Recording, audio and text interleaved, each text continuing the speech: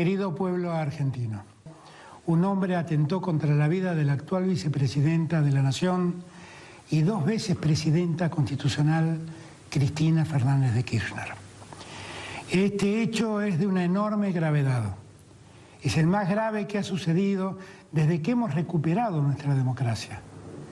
En el marco de una presencia masiva de personas frente al domicilio de la vicepresidenta, un hombre apuntó con un arma de fuego a su cabeza y gatilló. Cristina permanece con vida porque por una razón todavía no confirmada técnicamente, el arma que contaba con 5 balas no se disparó pese a haber sido gatillada. Me he comunicado con la jueza que está investigando lo ocurrido. Le he solicitado que esclarezca rápidamente las responsabilidades y los hechos. También le he solicitado que asegure la vida del acusado que hoy se encuentra detenido.